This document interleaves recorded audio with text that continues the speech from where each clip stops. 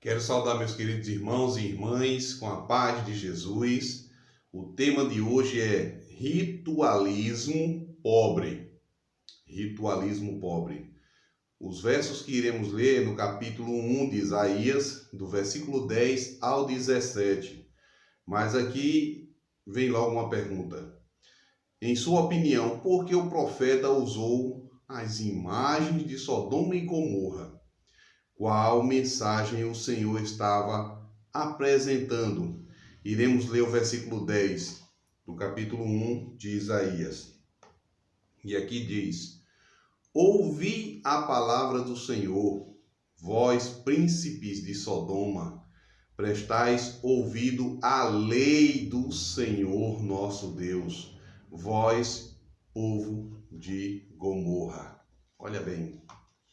E aqui, qual é a mensagem que o Senhor estava apresentando neste verso? O título Sodoma aplicado de forma figurada a Judá, tendo-se em vista as condições semelhantes que prevaleciam ali, constitui uma terrível acusação à nação que professou viver em nome de Deus. Eles estavam transgredindo a lei de Deus, os mandamentos do Senhor. Estavam adorando outras coisas que não era Deus. Os líderes do país tinham se distanciado tanto do Senhor que, na prática, diferenciaram bem pouco dos líderes das nações pecaminosas da terra. Por isso, uma solene exortação lhe foi dirigida, uma mensagem de Deus que predizia o destino de toda a nação, a menos que ela se arrependesse. Então, outra pergunta: o que o Senhor disse ao povo? Por que ele rejeitou a adoração que estava sendo oferecida? Vamos ver?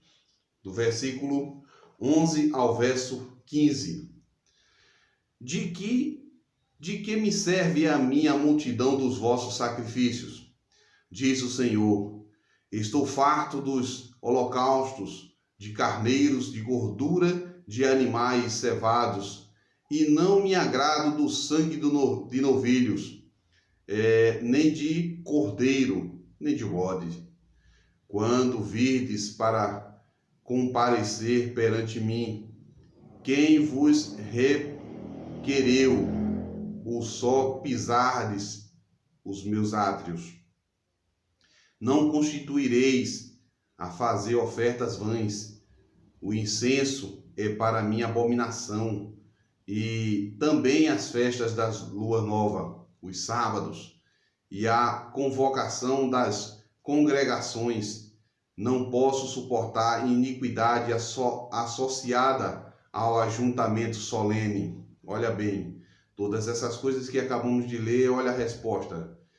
Deus dizendo: não posso suportar iniquidade, pecado, associado ao ajuntamento solene. Então, o ajuntamento solene, as ofertas, os sacrifícios, os sábados que eram guardados, tudo isso tinha que se fazer. Mas o que é que estava acontecendo? Eles estavam oprimindo o povo. Eles estavam negligenciando com o amor. Vamos mais adiante. As vossas festas de lua nova e as vossas solenidades, a minha alma as aborrece. Já me são pesadas. Estou cansado de as sofrer. Pelo que, quando estendeis as mãos, escondo de vós os olhos. Sim, quando multiplicais as vossas orações, não as ouço, porque as vossas mãos estão cheias de sangue. Olha bem, o povo estava oprimindo seus irmãos. Então, as ofertas eram abomináveis, pois as mãos do povo estavam cheias de sangue. O povo estava sendo oprimido, eles estavam matando, acabando com seus próprios irmãos. Então, as ameaças as mesmas, ou seja, as mesmas mãos que ofereciam sacrifício e eram erguidas em oração estavam cheias de sangue, isto é, culpadas de violência e opressão. No versículo 15 de Isaías, capítulo 1, e o capítulo 58, 3 e 4 também menciona, quando maltratavam outros membros da comunidade da aliança. Eles estavam demonstrando desprezo pelo protetor de todos os israelitas. Quem era? Deus. Pecados contra outras pessoas são pecados contra o Senhor. Evidentemente, o próprio Deus havia instituído um sistema ritual de adoração. Como eu mencionei, que a adoração, o sistema todinho, tinha que se fazer, era tudo certo. Foi Deus que instituiu. Levítico, capítulo 1, do capítulo 1 ao capítulo 16, apresenta. E designado ao templo de Jerusalém como local apropriado para o tal, que o próprio Deus também instituiu aqui. 1 Reis, capítulo 8, verso 10 e 11. Mas os rituais foram planejados para funcionar no contexto da aliança que Deus havia feito com o povo. A aliança de Deus com Israel possibilitava sua habitação entre eles no santuário do templo. Portanto, os rituais e as orações realizadas ali eram válidos somente se o povo expressasse fidelidade a ele, a Deus e à sua aliança. As pessoas que ofereciam sacrifícios sem se arrependerem das ações injustas contra outros membros da comunidade da aliança estavam apresentando rituais de falsidade. Portanto, os seus sacrifícios não eram apenas inválidos, mas eram pecados. Seus rituais demonstravam lealdade, mas seu coração, ou seja, seu comportamento, provava que haviam quebrado a aliança. E quantos hoje não estão assim também? Indo à igreja, prestar culto de adoração a Deus, mas o coração está cheio de pecado, cheio de abominação, tem ódio dos seus irmãos, tem oprimido o seu semelhante. Muitos hoje têm praticado isso ainda. E aqui, o que o Senhor ordenou que seu povo fizesse nesse contexto, como esses versos nos semelhantes ao que Jesus disse em Mateus 23, do verso 23 a 28. Esses textos que vamos ler agora, do versículo 16 e 17. Lavai-vos, purificai-vos, tirai a maldade dos vossos atos de diante dos meus olhos, cessai de fazer o mal. Olha bem o que Deus fala. Aprendei a fazer o bem, atendei à justiça, repreendei ao opressor, defendei o direito do órfão, pleiteai a causa da viúva. Então, qual é o texto semelhante? Está em Mateus 23, do verso 23 ao 28. Mateus 23, do verso 23 ao 28. E aqui diz: ai de vós, escribas e fariseus, hipócritas, porque dais o dízimo da hortelã e do endro e do cominho, e tendes negligenciado o preceito mais importante da lei, a justiça, a misericórdia e a fé. Olha bem o que Jesus diz. Deveis, porém, fazer estas coisas sem omitir aquelas. O que é que ele deveria fazer? Ser fiel nos dízimos e nas ofertas, mas ele não deveria omitir essas daqui. Quais são? A misericórdia, a justiça e a fé. Guias cegos, olha o que Jesus diz. Que coais o mosquito e engolis o camelo. Olha bem, o mosquito cai na sua bebida, ele recua, mas está engolindo um camelo.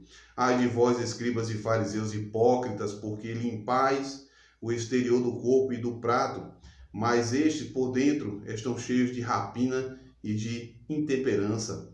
Fariseu cego, limpa primeiro o interior do copo, para que também o exterior fique limpo. Ai de vós, escribas e fariseus hipócritas, porque sois semelhantes ao sepulcro caiado, que por fora se mostram belos, mas interiormente estão cheios de ossos de mortos e de toda imundícia. Assim também vós, exteriormente pareceis justos aos homens, mas por dentro estáis cheios de hipocrisia e de iniquidade. Meus queridos, o que é que tem que ser feito nessa ocasião? Deus exortou aos judeus a deixar o pecado. Deus é santo e eles deviam ser santos. Eles deviam fazer justiça. Ao mal, muitos em Israel eram oprimidos por seus irmãos. Era dever daqueles que amavam a Deus corrigir isto. Os opressores deviam ser refreados e os oprimidos precisavam de alívio.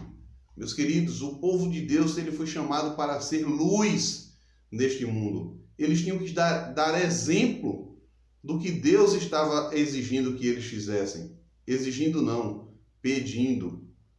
Deus não exige, Deus pede com amor e com carinho. E muitas vezes nós não queremos fazer isso. Nós temos que adorá-lo voluntariamente. Deus não nos impulsiona a adorar por obrigação. Temos que ser verdadeiros adoradores que adoram o Pai em espírito e em verdade.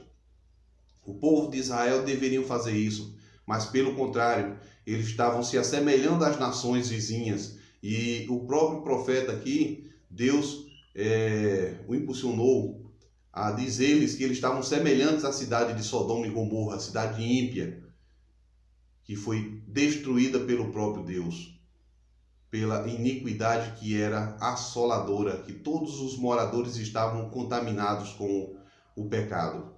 Então, eles estavam se igualando, oprimindo os órfãos, a viúva, os direitos que eles tinham, que foi o próprio Deus que tinha dado a eles, negligenciando com a fé, com a misericórdia e com a justiça. Meus queridos, temos que ajudar as pessoas, temos que ser o Israel espiritual no tempo que nós estamos.